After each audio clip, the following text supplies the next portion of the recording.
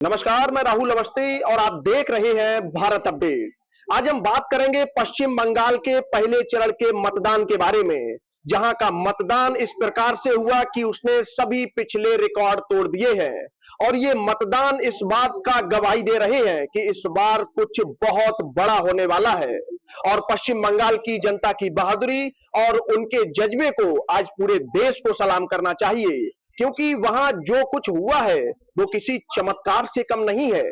पहले चरण की 152 सीटों पर जिस तरह से रिकॉर्ड तोड़ वोटिंग हुई है, उसने बड़े बड़े जानकारों को हैरान कर दिया है। बंगाल में इस बार करीब आपको बता दें कि 92% मतदान हुआ है, जो अब तक के इतिहास में सबसे ज्यादा है।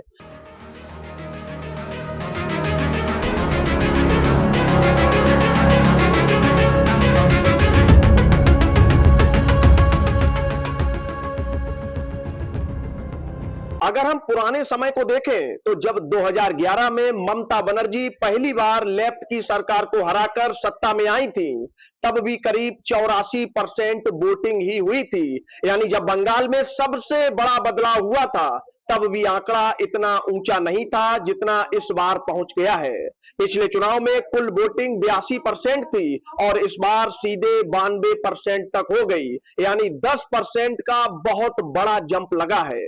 अगर हम बात 1977 के चुनाव की करें तो 1977 से लेकर अब तक के आंकड़ों पर अगर हम नजर डालें तो 1977 में 56% और 1982 में 76% वोटिंग हुई थी।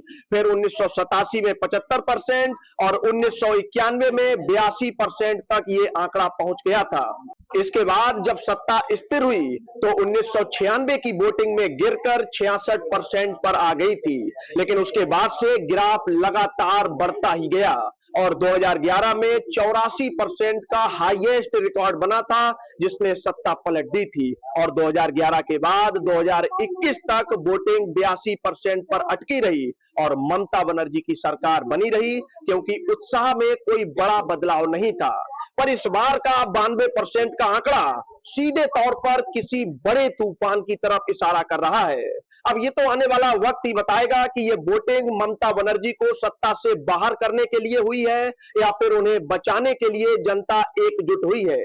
अगर हम जिलों के हिसाब से आंकड़ों को आपको समझाएं तो जिन इलाकों में मुस्लिम आबादी सबसे ज्यादा है, वहां का नजारा काफी देखने लायक था। अगर हम बात मुर्शिदाबाद की करें तो वहां 66% मुस्लिम आबादी है और वहां 93% वोट पड़े हैं।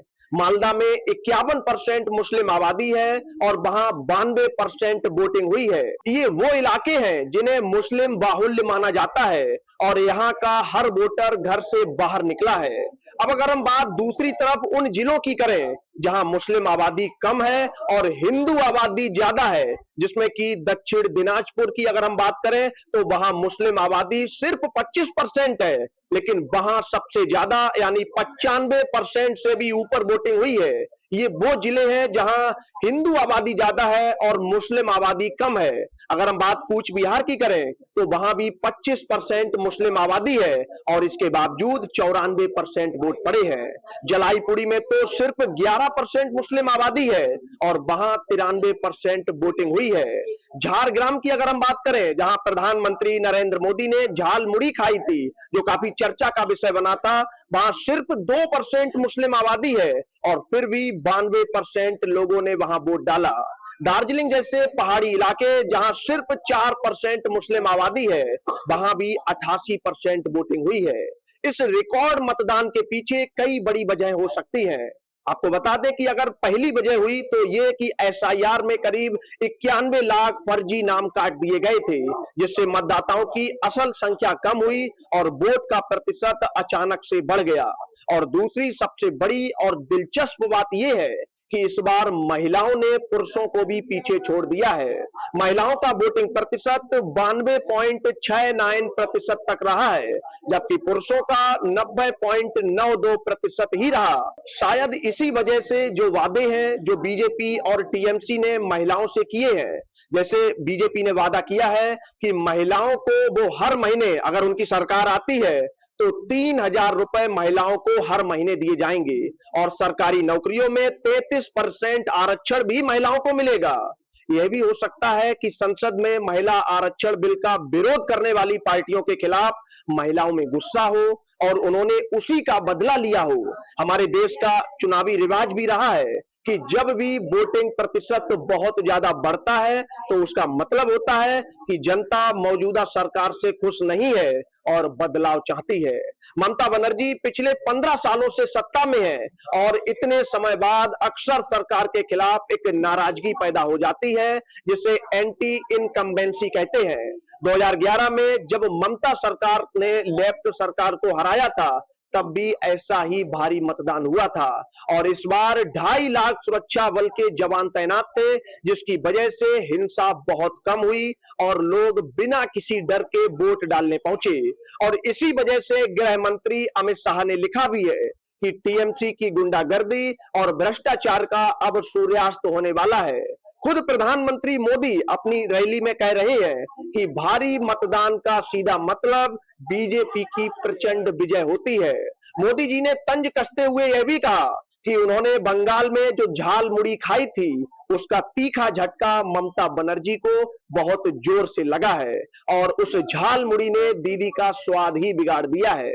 मोदी जी ने कहा कि 4 मई को बंगाल में जीत का जश्न मनेगा और मिठाई के साथ झाल मुड़ी भी बांटी जाएगी। वहीं पश्चिम बंगाल के हावड़ा में प्रधानमंत्री नरेंद्र मोदी ने एक शानदार रोड शो भी किया है। हावड़ा के इस रोड शो में जिस तरह से अंधेरा होने के बाद भी लाखों की भीड़ प्रधानमंत्री को देखने के लिए उमड़ी, उससे पता चलता है कि उनकी लोकप्रियता इस वक्त चरम पर है। अब सबकी नजरें 29 अप्रैल को होने वाले पश्चिम बंगाल के दूसरे चरण की 142 सीटों पर है, जहां हावड़ा समेत बाकी इलाकों में मतदान होगा। बंगाल की ये खामोश लहर क्या गुल खिलाएगी, इसका अंदाजा इन आंकड़ों से साफ लग रहा है। वहां के लोग अब डर के साए से बाहर आ चुके हैं और उनका यही जज्बा इस बार नया इतिहास लिखने जा रहा है।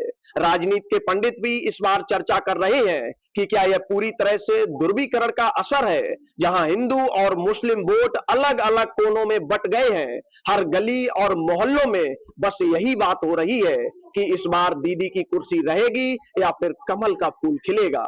महिलाओं की इतनी बड़ी भागीदारी ने सत्ता के गलियारों में खलबली मचा दी है, क्योंकि उन्हें लगा था कि नाम कटने के बाद महिलाएं कम निकलेंगी, लेकिन हुआ इसके ठीक उलट। सुरक्षा बलों की मुस्तैदी ने जो विश्वास जनता के दिलों में भरा है, वही इस भारी मतदान की असली वजह बनकर सामने आया है।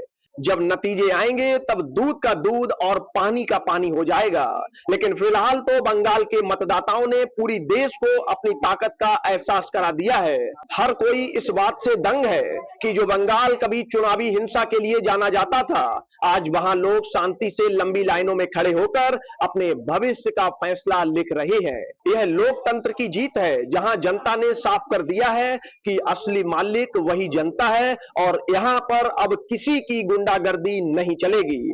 अब अगले चरण का इंतजार है, जहां बंगाल की जनता एक बार फिर से अपनी राय रखने के लिए तैयार बैठी है। बंगाल का यह नया रंग और चुनावी मिजाज वाकई काबिले तारीफ है। 152 सीटों का यह भारी मतदान पूरे देश की राजनीति के लिए एक बहुत बड़ा संकेत है।